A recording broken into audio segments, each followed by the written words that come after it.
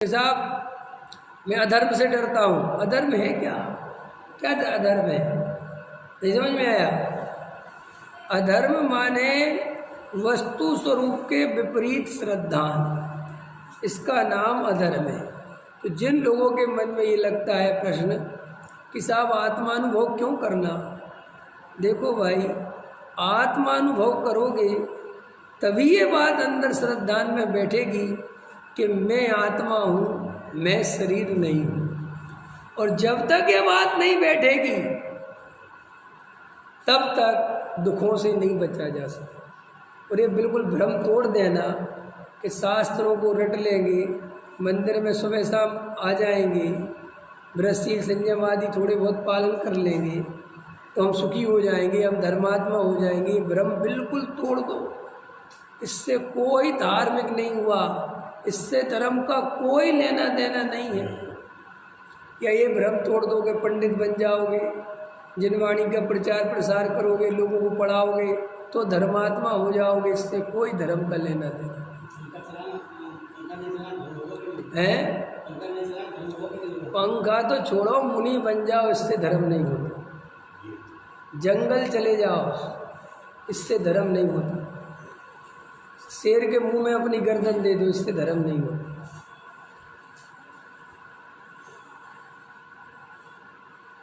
ये मत सोच लेना कोई द्रव्यलिंगी बैठा हुआ है, आत्मा को नहीं जानता और शेर खा गए, चीते खा गए तो मोक्ष नहीं चला जाए, सुखी नहीं हो जाएगा। नहीं साहब उठेगा नहीं, शेर खाते रहे तो उससे क्या होता है? ऐसे तो बहुत बहादुर लोग होते हैं, गोली खा लेते सीने पे, उससे क्या होता है? मरने मराने का नाम धर्म नहीं है, अपने को दुख देने का नाम धर्म नहीं है, कष्टों में रहने का नाम धर्म नहीं है, और उससे धर्म का कोई संबंध भी नहीं। ख्याल में है ना? अंदर निर्णय करो। संस्था बनाने से धर्म नहीं होता, पंडित बनने से धर्म नहीं होता। अरे जब महाराज बनने से धर्म नहीं होता तो 2 कौड़ी के पंडित बनने से धर्म कैसे हो जाएगा? है पंडित बनेगा 5 साल तो धर्म कर लोगे, शास्त्रों को रट लिया तो धर्मात्मा हो जाओगे, संस्कृत आ गई तो धर्मात्मा हो जाओगे। किसने कहा? कहाँ से सीखा? ये तुम्हारे मन की भूल है, ये नई भूल है, ये नया नया मिथ्यात्व है। ये संस्कृत पढ़ो, गहरे अध्ययन करो, ये करो वो करो, ये सब विपरीत मिथ्यात्व है। आत्मानुभव जाने बिना, देखो भाई जितने भी ज्ञानी हुए वे सब आत्मा के आश्रय से हुए।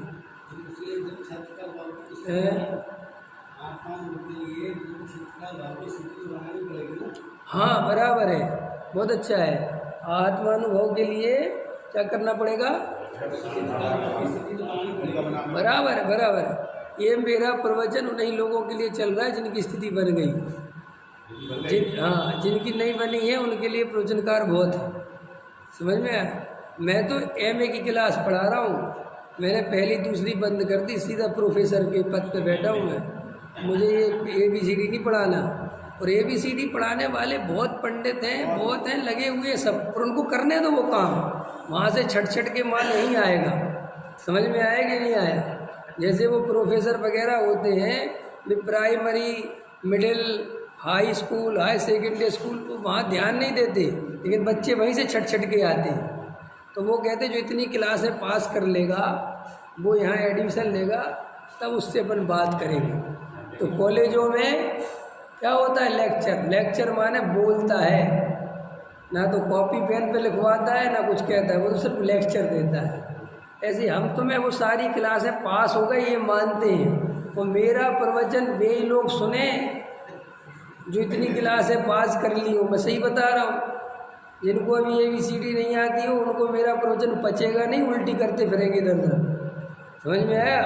मेरा प्रवचन वही आदमी पचा सकता है जो बहुत अच्छे से व्यवहार समझता हो, बहुत अच्छे से निश्चय समझता हो, और बहुत अच्छे से परमार्थ समझता हो, और 6 द्रव्य 7 तत्व 8 कर्म 9 पदार्थ 10 धर्म बहुत अच्छे से जानता हो। उसके बाद मेरा लेक्चर काम करेगा।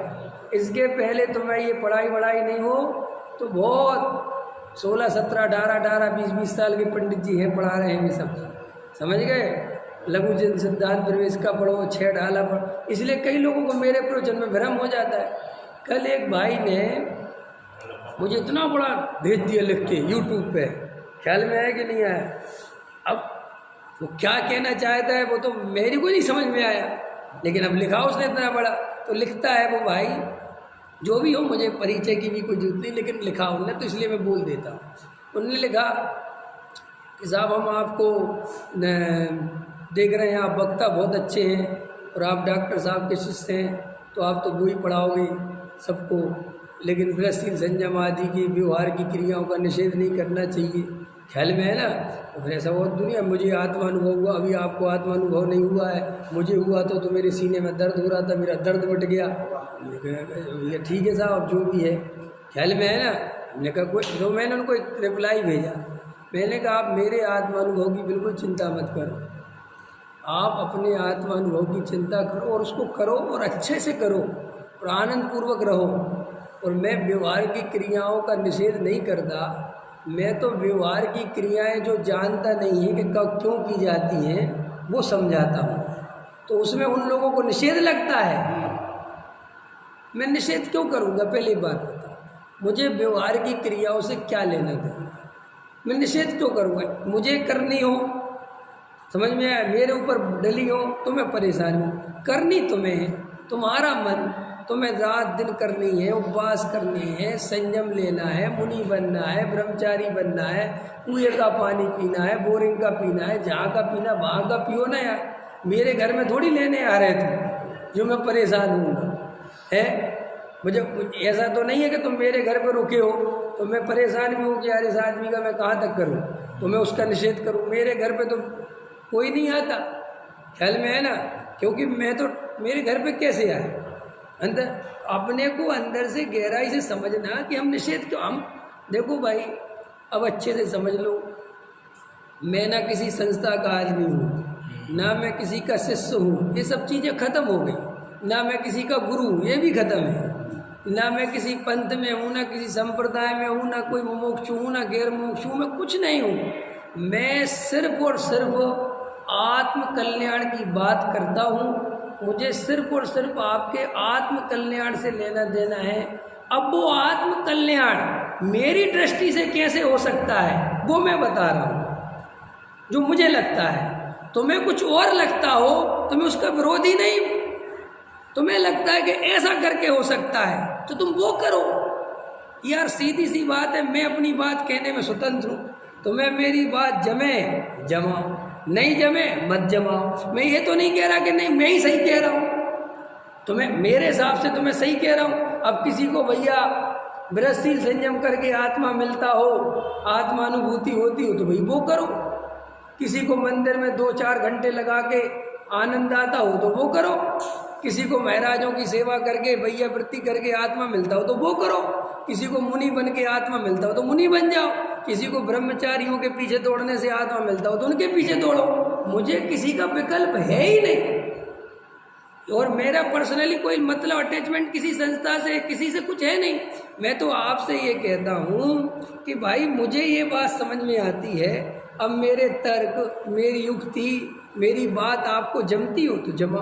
कोई आदमी गृहस्थी संयम आदि करता है, समझना मेरी बात, और मैं अपने तर्कों से युक्तियों से उन गृहस्थी संयम आदि की समझ लो तुम्हारी भाषा में उड़ा देता हूँ, उदाहरण के उड़ा देता हूँ, निषेध करता हूँ, तो तुम घबरा क्यों जाते हो?